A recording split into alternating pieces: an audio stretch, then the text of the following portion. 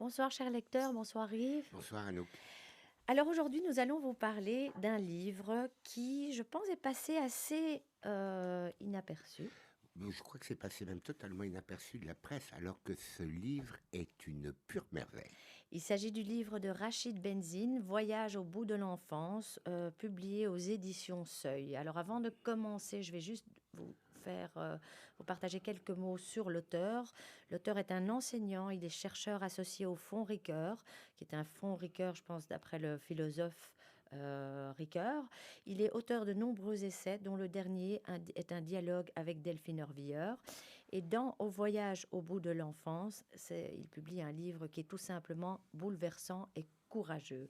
Alors, pour une fois, Yves et moi, on est d'accord. Oui, Il s'agit d'un livre qui nous a tout simplement bouleversé, il n'y a pas bouleversés, d'autre exactement. mot. Et il y a une phrase que j'ai récupérée d'un internaute qui parle de ce livre et qui commence comme ça et qui dit, voilà, le totalitarisme n'est pas un produit exclusif de la Seconde Guerre mondiale et des idéologies qui en ont précipité l'horreur. J'en rappelle la principale manifestation, la volonté de contrôler les corps et les esprits. Rachid Benzine en montre dans ce livre, montre ici l'infernale logique, loin du paradis promis sur les terres de Daesh, avec une nuance de taille. Il ne s'agit pas d'une fiction, mais d'une réalité contemporaine, abjecte et brutale. Alors de quelle réalité s'agit-il? Il s'agit tout simplement d'un petit garçon, je pense qu'il a 10 ans, Fabien. Oui, j'avais fait le calcul, il est en CE2. Donc en CE2, c'est la deuxième année d'école primaire, donc il a 7 ans. Et quand il prend la parole, c'est Il a... 4 ans plus tard, Ouais, donc il en a 11. ouais. Et donc, il choisit la voix d'un enfant, l'auteur, et cet enfant, eh bien, il part avec ses parents qui finalement décident d'aller combattre pour Daesh en Syrie, et il l'entraîne avec lui. Et très vite, le paradis promis, ben, évidemment, il ne s'agit pas d'un paradis, et en prenant finalement la voix d'un enfant qui assiste petit à petit aux horreurs et qui découvre qu'il n'y a pas du tout un paradis qui se cache derrière ces belles promesses, l'auteur prend finalement la posture de l'innocence et de l'étonnement et cela lui permet finalement de s'affranchir des préjugés adultes et de ne relater avec une naïveté et une innocence incroyable tous les faits, aussi cruels soient-ils. Oui, c'est ça. Pardon de t'interrompre. Ce qui est impressionnant dans ce livre, entre autres choses, c'est que tout est très très factuel. Il n'y a pas de logos, il n'y a pas de baratin. Il y a un enfant qui découvre l'horreur absolue qu'est le totalitarisme intégriste islamique. Tout à fait. Et donc, cet enfant raconte très très bien. C'est un enfant d'abord qui sort un peu du lot du commun. Il s'appelle Fabien, il va devenir Farid. Il est entraîné dans une nouvelle aventure par ses parents qu'il ne comprend pas. Il part de Sarcelles et puis il arrive à Raqqa en Syrie. C'est une nouvelle vie qui ressemble très très peu à celle d'un enfant, généralement à cet âge-là insouciant, rempli de sourires et de jeux. Et là, il découvre l'horreur. Et donc, Fabien quitte avec beaucoup de regrets le jour où il doit présenter, parce que pourquoi je disais c'était un enfant assez spécial, c'est un enfant qui fait de la poésie, qui en Tout le temps. tout le temps, voilà, et Et qui aime Prévert et Queneau. exactement, et qui fait de la poésie et qui récite ça. Il y a par exemple l'épicier du coin, je pense Yazid. oui, Yazid ou Yuna, je sais plus comment il s'appelle, qui lui demande de réciter les poèmes, ou même sa mère qui adore écouter ses poèmes parce que elle est apaisée, ses poèmes lui permettent de rêver.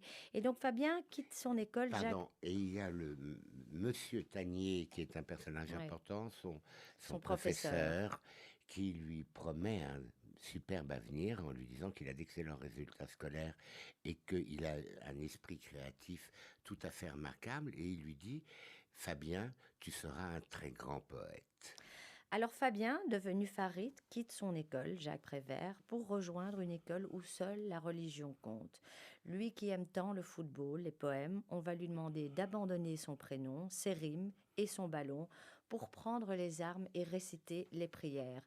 Et c'est à travers l'innocence des yeux d'un enfant qu'il va véritablement découvrir l'horreur à l'état pur, les exécutions, les attentats, les dénonciations, parce qu'il faut savoir aussi, et c'est ce que cet enfant explique, c'est que les partisans de Daesh, il y a personne qui se fait confiance, tout le monde trahit ou dénonce l'un et l'autre, et donc c'est un pays en guerre dans lequel on apprend très jeune aux enfants à se combattre et où le statut suprême est celui de l'enfant martyr.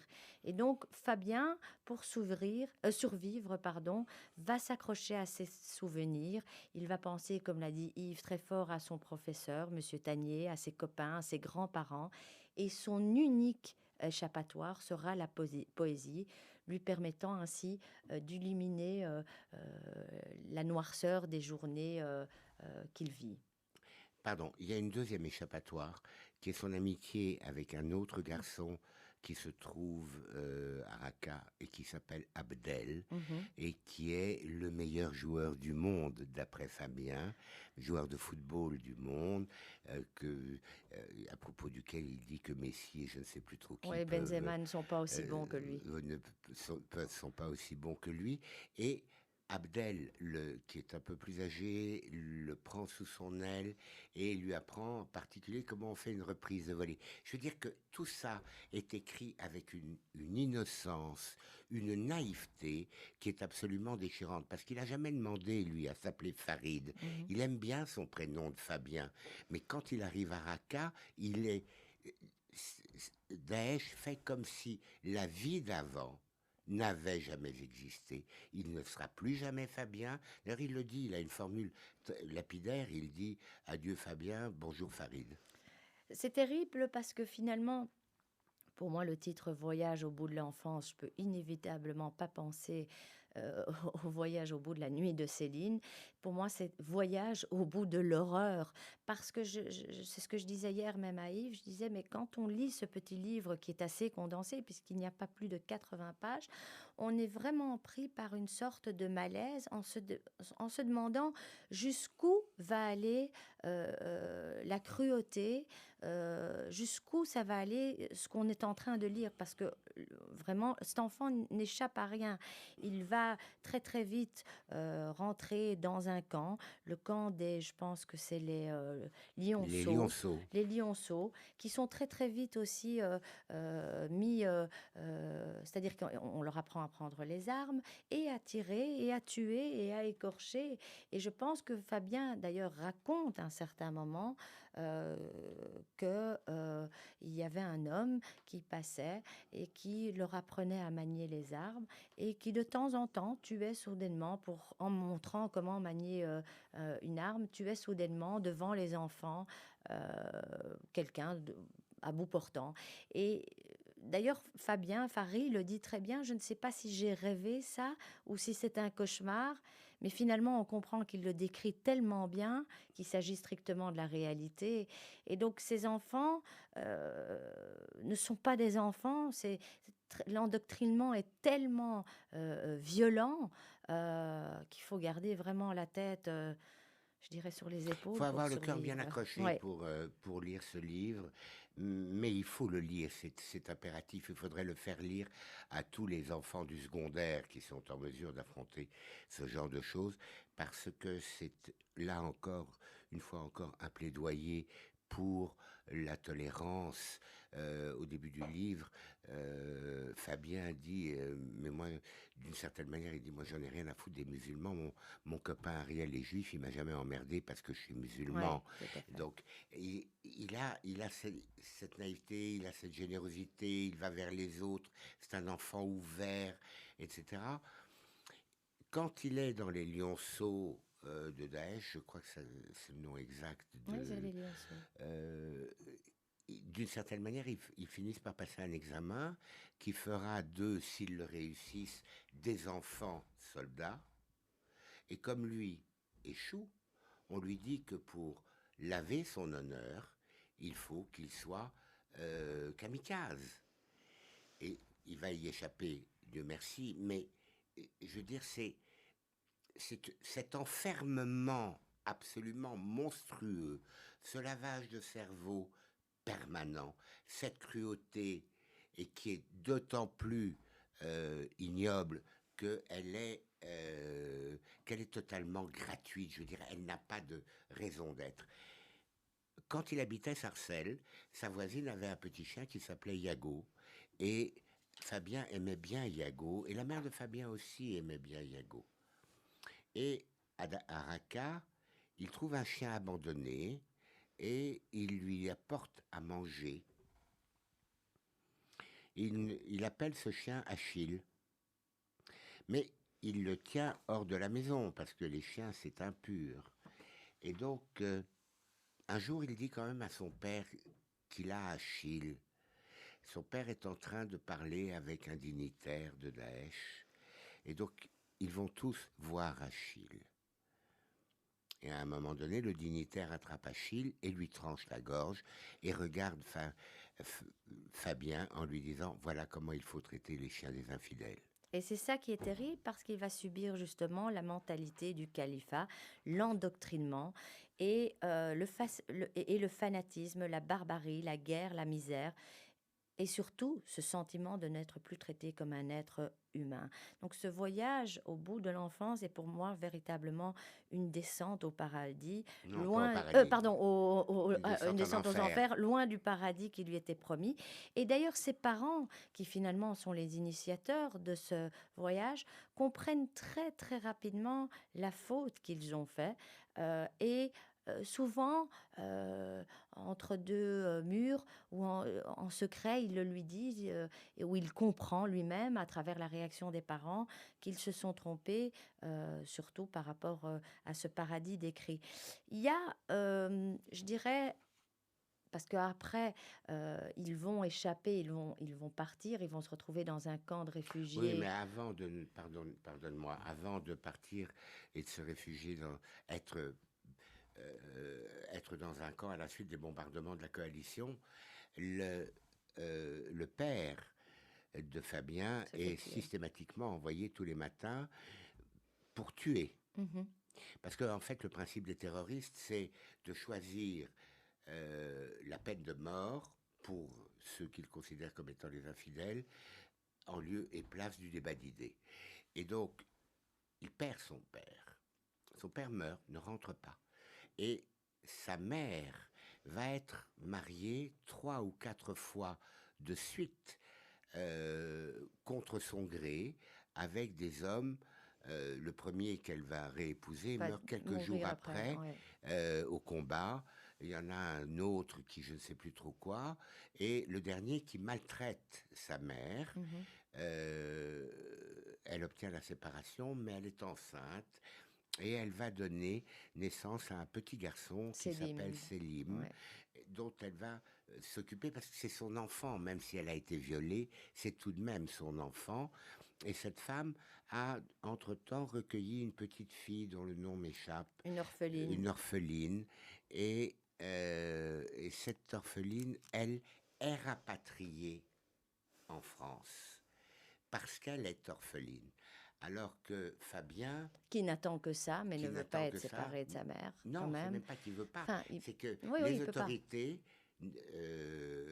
européennes ne rapatrient que les Oui, mais il veut orphelins. pas quitter sa mère, même Et s'il sa mère meurt non plus d'envie n'a pas envie, n'a pas de... envie non plus de le laisser partir. En fait, moi, il y a... Parce que ce qui est insisté... D'abord, comme Yves le dit, c'est un livre qui doit être lu, je pense, des élèves de 5e année secondaire pourraient déjà le lire. Et puis aussi...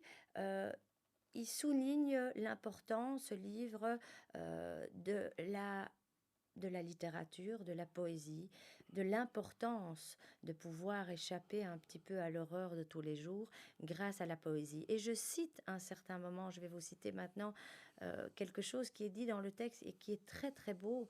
Il dit voilà, les poèmes, ça n'a pas besoin de la vérité. Les poèmes, ça existe pour faire plus beau que la réalité.